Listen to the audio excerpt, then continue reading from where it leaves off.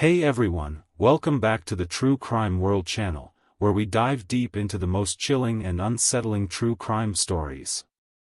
Today, we're stepping into a case that shook a small town in Brazil to its core, a story about trust betrayed, a life taken too soon, and a mystery that twisted into something far darker than anyone could have imagined. It's September 24, 2019, in the quiet town of Bari, Brazil. A seemingly ordinary day begins for 19-year-old Mariana Bazza, a physiotherapy student with big dreams and a warm heart. That morning, like every other, she heads to her local gym to get her workout in. It's around 8 a.m., and the gym is buzzing with early risers. Mariana finishes her session, chats briefly with a friend, and steps out, ready to face the day. She walks to her black Volkswagen parked on the street, unaware that in just moments, her life will be changed forever. As she approaches her car, she notices something is wrong. Her rear tire is flat, completely deflated. It's a minor inconvenience but enough to cause a ripple of frustration. She's probably standing there, wondering how she's going to make it to class on time, considering calling her dad or maybe a cousin for help. But then, just as she's about to make a decision, a man approaches her. He's calm, friendly, and offers to help with the tire. He seems like a good Samaritan, a stranger willing to lend a hand. At first, Mariana hesitates.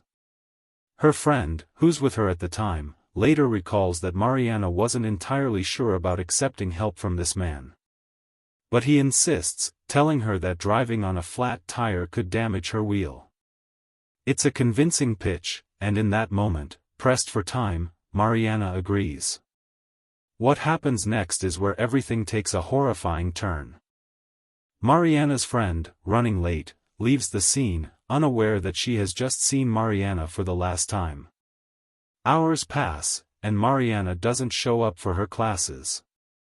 Her phone goes silent, no texts, no calls, no signals.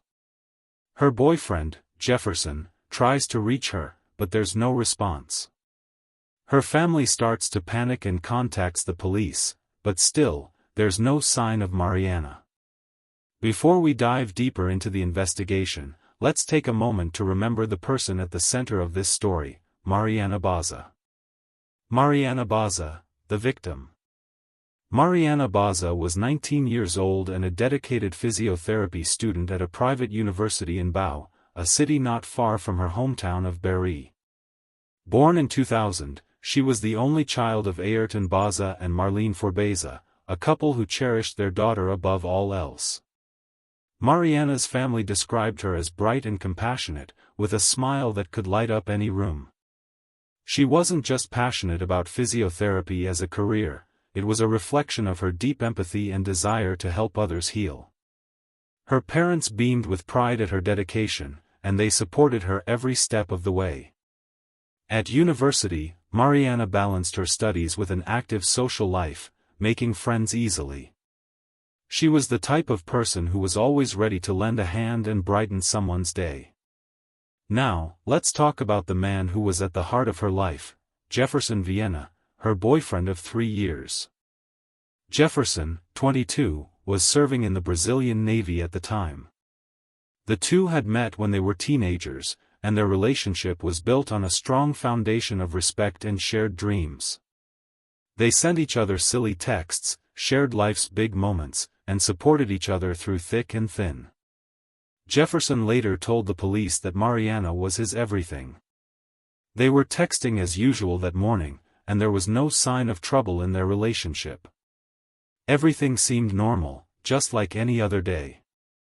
But then, that day would shatter their world.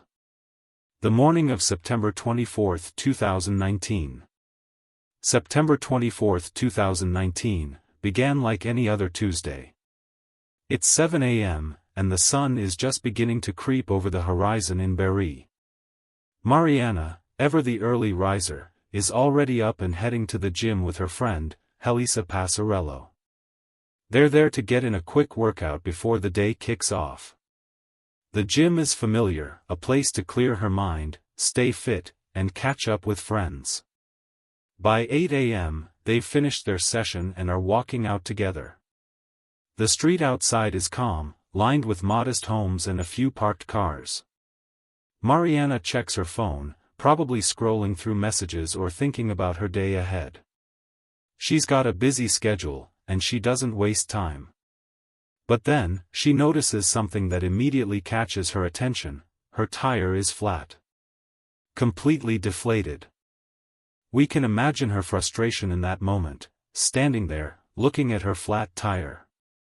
It's not a huge problem, but it's an inconvenience. Her friend, still near the gym entrance, later tells the police that Mariana seemed more annoyed than worried.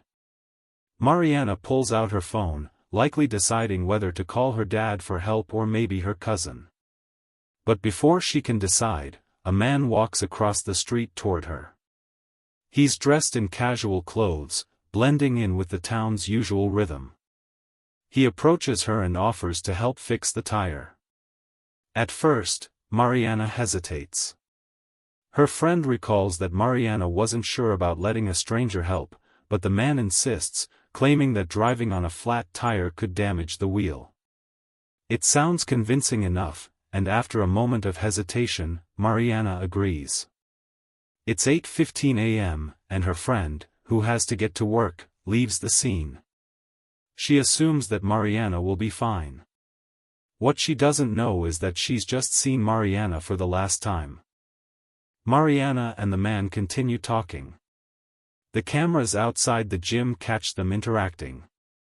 At 8:28 a.m., the man convinces Mariana to drive her car across the street to a nearby property, a small chakra with a house and land. He claims he can fix the tire properly there. By 8:29 a.m., Mariana's Volkswagen crosses the street and enters the chakra's yard. The gate closes behind her, and the car vanishes from view. That's the last time anyone sees Mariana alive in public. As hours pass and Mariana doesn't show up for class, Jefferson's worry grows. He tries texting and calling, but there's no response. He reaches out to her friends and family, but no one has heard from her. By 3 p.m., her family is frantic and contacts the police. The police quickly begin their investigation, focusing on the details of Mariana's disappearance. They interview Jefferson and get the critical photo that Mariana sent him that morning, the image of the man crouched by her car, working on the flat tire. The police quickly begin investigating the man from the photo. They discover that he is Rodrigo Pereira Alves, a man with a long criminal history, including robbery, kidnapping, and attempted murder. They dig into his past and uncover troubling details. He had been released from prison only 30 days before Mariana's kidnapping. By 5 p.m., word is spreading fast in Berry. The police issue an alert, and a full-scale search is launched. Helicopters take to the air, and officers on the ground follow every lead. By 9 p.m., they find Mariana's Volkswagen abandoned near a sugarcane farm in Apapolis. Forensic teams swarm the car and find signs of a struggle: scratches on the dashboard, a torn seatbelt, and a knife hidden under the seat. While there's no blood in the car, the evidence is enough to know that something terrible happened. Rodrigo Alves is tracked down to a relative's home. When officers close in on him, he flees to the roof of a nearby house. After a tense standoff, he's arrested. He initially denies any involvement, but the evidence is overwhelming. The photo, the CCTV footage, and the tire tracks all point to him. The search leads investigators back to the sugarcane plantation. And there, about a mile from the abandoned car, they find Mariana's body. She's gagged, blindfolded, and bound. The autopsy reveals she died from strangulation, and her body shows signs of a violent struggle. Rodrigo Alves is charged with kidnapping, murder, and other serious crimes. In early 2021, his trial begins.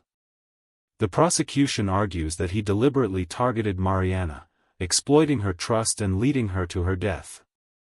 They present the CCTV footage, the photo, and the autopsy report as key pieces of evidence. Rodrigo's defense tries to downplay the severity of his actions, arguing that he wasn't a cold-blooded planner, but a man whose mental state was affected by his time in prison. In March 2021, he's sentenced to 40 years and 10 months in prison. Sadly, Mariana's mother, Marlene, passed away in February 2022. She had been a fierce advocate for her daughter, keeping her room untouched and sharing her grief openly. In a heartbreaking post, she wrote, "A mother's heart will always cry for you, my angel." And just one day before the 5th anniversary of Mariana's murder, Rodrigo Pereira Alves died in prison from a chronic illness. His death, though tragic, brings a small sense of closure to a case that has haunted the town of Berry for years. Mariana Bazza's story is one of heartbreak, betrayal, and tragedy. But through the investigation and trial, her family and friends ensured that justice was served. Thank you for joining me on this journey through one of Brazil's most devastating cases. Until next time, stay safe, stay curious, and keep seeking the truth under the true crime world.